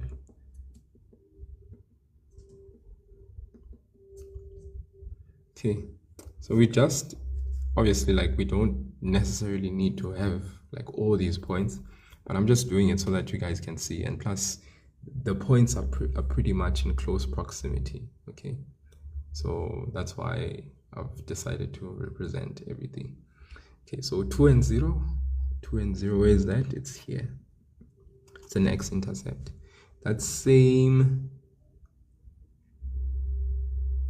-1 and 0, that's there. That's another x-intercept. Stationary point, 1 and -4. So x is 1, y is -4. Here we are. Okay, then -1 and 0, we are here again. So it's an x-intercept and it's a stationary point. 0 and -2, there it is. It's also a point of inflection, and we mark it twice. So this is a turning point. So I usually like doing this, I like going to the turning point and turning, because I have an expectation of the shape, right? Because I know how the shape should be. So this is my first turning point. My second turning point is here. So I just go to the turning points and I turn. Okay, and I do the turning. And then everything else becomes a connection, if you know what I mean. So I know this one goes like this, that goes like that, turns here,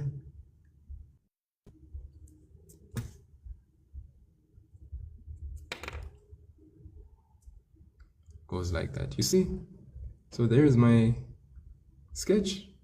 Okay, does it mimic what I expected? I began with the end in mind. I'd say it's a pretty good representation. I did say we are sad at the beginning, and at the end we are happy. So I'd say this is a pretty good representation of the function, if you ask me. Okay, I'd say it's pretty straightforward on. Okay, then all I need to do is just write these turning points. The -1 is there, it's clear. The 2, I can see it, it's clear, right? The point of inflection is clear as well. Okay, and then what did they say in the instructions specific guide? They said sketch the graph showing the coordinates of the intercepts. So the coordinates of the intercepts, at least if I write that -1, it's very clear. Okay, it's 2 and 0, 0 and -2. Okay, so that's very clear. And then showing the coordinates of the intercept of the x-axis, the turning points and the points of inflection. So that's the point of inflection as well as the y-intercept. Okay, that's the sketch. All right, and I'll just label it as f of x as well, so that they know that I know that it is. Arrows at the end, arrows at the end. Okay, now the last question that I'll do for the night is this one. For which values of k will f of x is equal to k have 3 different roots? I repeat, for which values of who? Of k will f of x is equal to k have 3 different roots?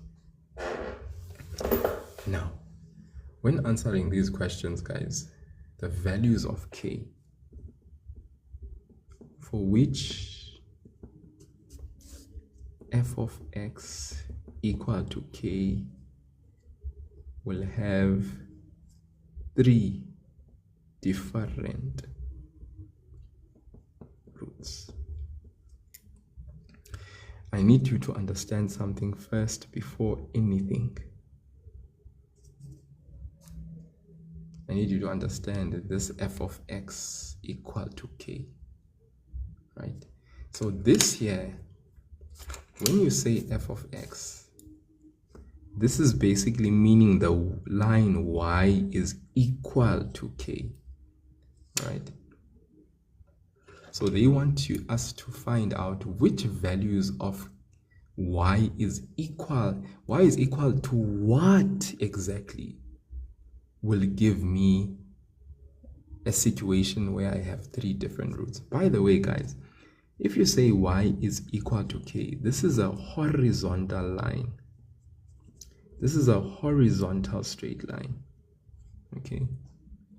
And by that I mean, for instance, if you have y is equal to -5, I want you to understand that y is equal to -5 is a horizontal line that passes through -5. Okay? That's the line y is equal to -5. Okay? Does that make sense? So y is equal to -5 is this line that's horizontal that passes through -5. That's y is equal to -5.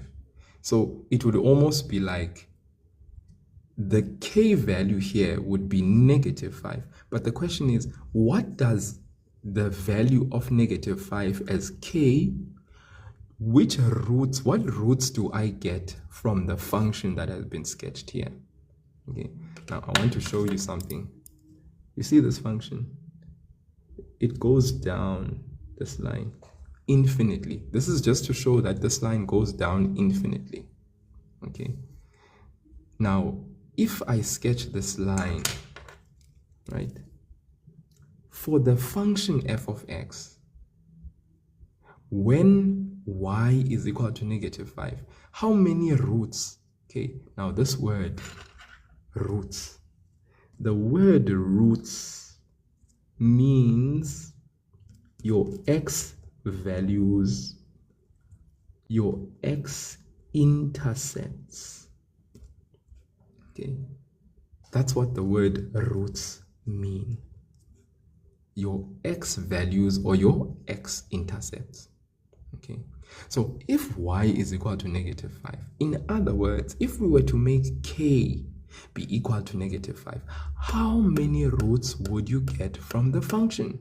Guys, if you made k become -5, in other words, the function, this function was equal to y is equal to -5.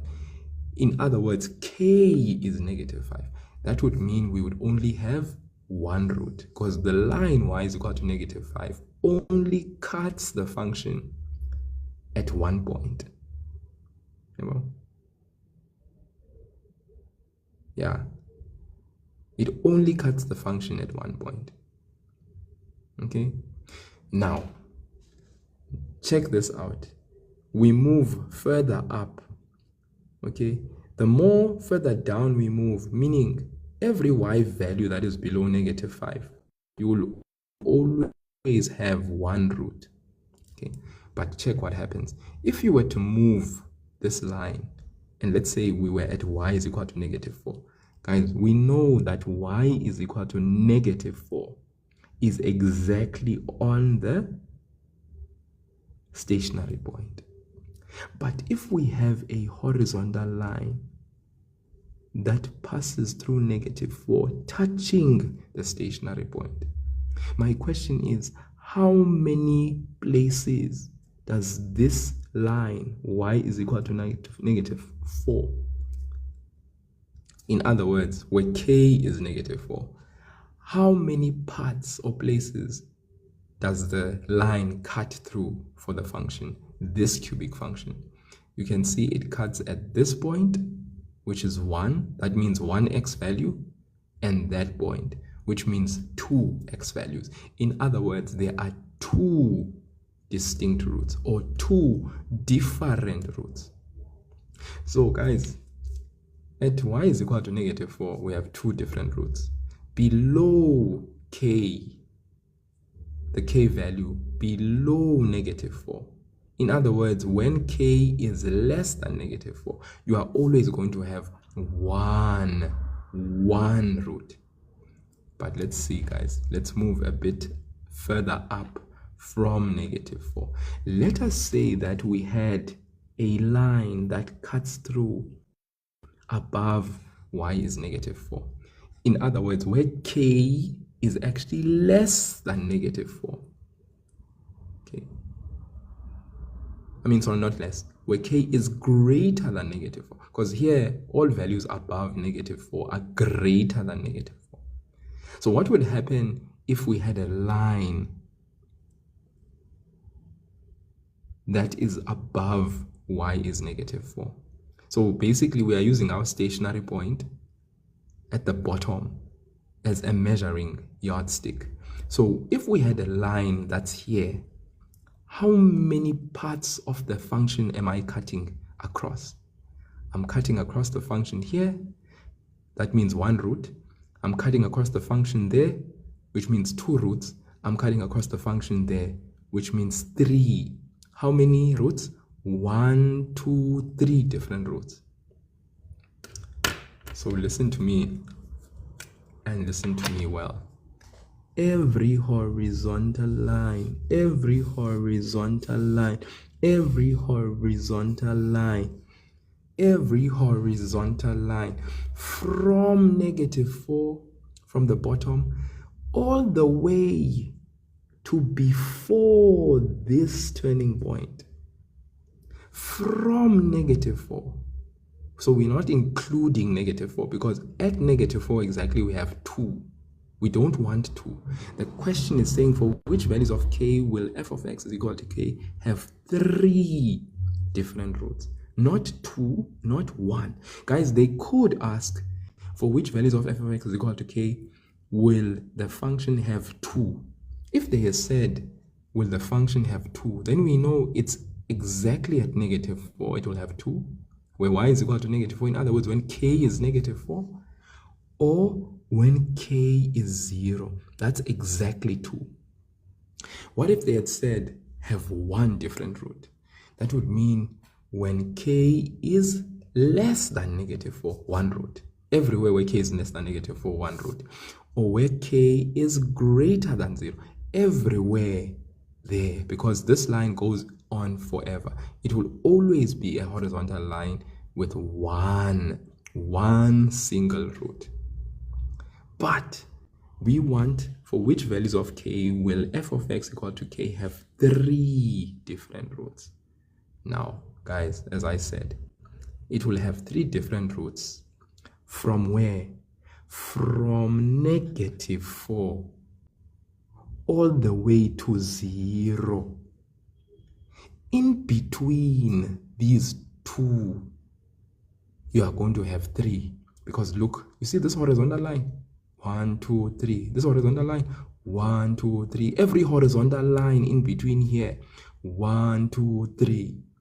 You see? Thank you, Lerato, for the ice cream and the rose. Really appreciate it. Okay? So that's why our answer then is this.